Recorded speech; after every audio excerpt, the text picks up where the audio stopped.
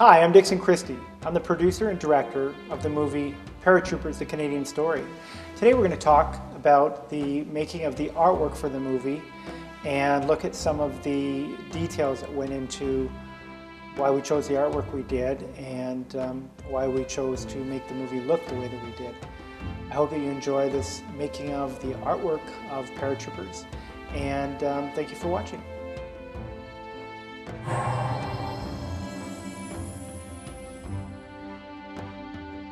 When we were discussing the artwork for the movie, we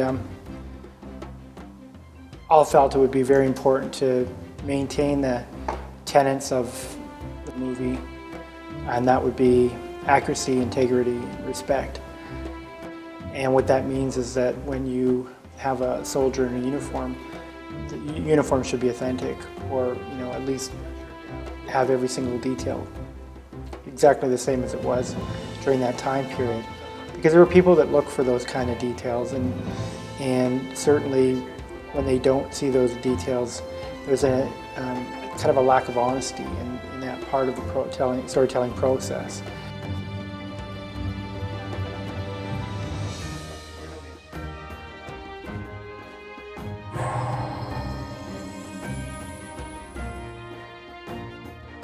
We hired uniform consultant Rob Patterson, who is very well known in uniforms in Alberta and an expert at all of the details of Canadian military uniforms over the past 7 decades. It's up to him to dress all of the soldiers for a photo shoot, and he's at every one to make sure that they're period accurate, not just what they're wearing but what they're doing, the way they hold their weapons. So many little details about what they do is all very important to us.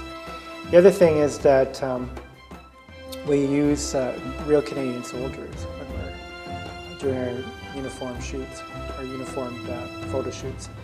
And many of the men have been to Afghanistan on a number of tours.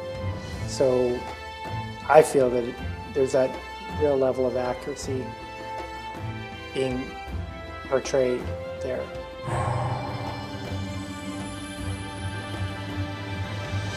So we set out to do a number of art pieces that would be specific to each time period.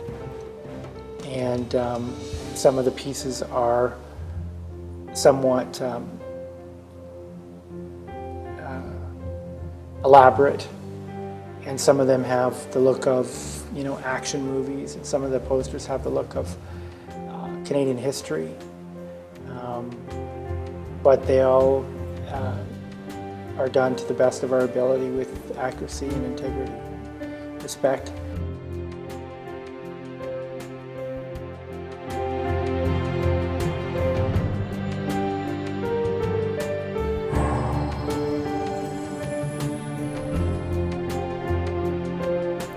Early on in the project, I wasn't quite certain of the artistic direction of the accompanying artwork for the movie.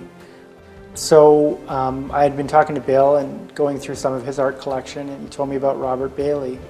And Robert is a world-renowned aviation artist that has an incredible amount of experience in doing aviation art, and he paints airplanes from all over the world and is known all over the world. And I think he's probably the best guy that we could have possibly found to commission to do the painting, the official painting for the movie. And so we commissioned him to do the painting, and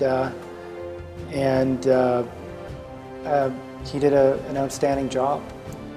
All right, so here we have the Robert Bailey painting, 8 minutes after midnight. And I truly wish that I could keep this painting because it is just amazing. You can see the quality of lighting that he's used, from very, very dark to very bright. The color palette I just love, and I think he did a terrific job. On the back here you can see that it's been signed by 5 one-can-para veterans that actually jumped into Normandy on D-Day. And as you can well imagine, it's 2009. Most of these men are between 85 and 90 years of age. It's quite a It's quite a thing to have this painting signed by them.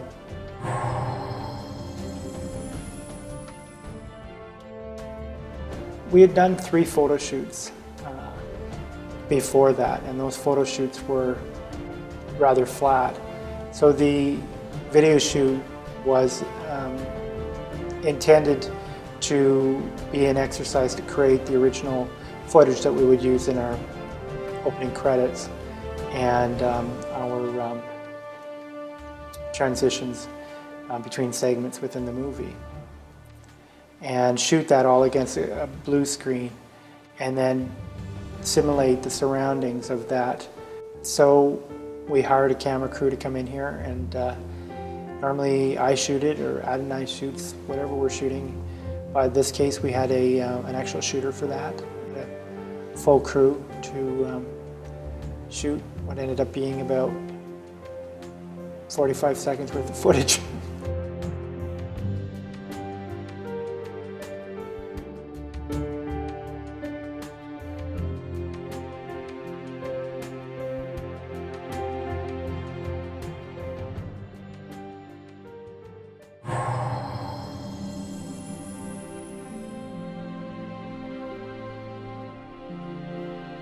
I think at the end of the day, when we design these posters, we're not even thinking about selling them.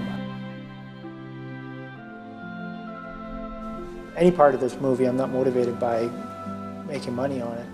It's just an avenue to do and create beautiful work that will be attached to a wonderful project.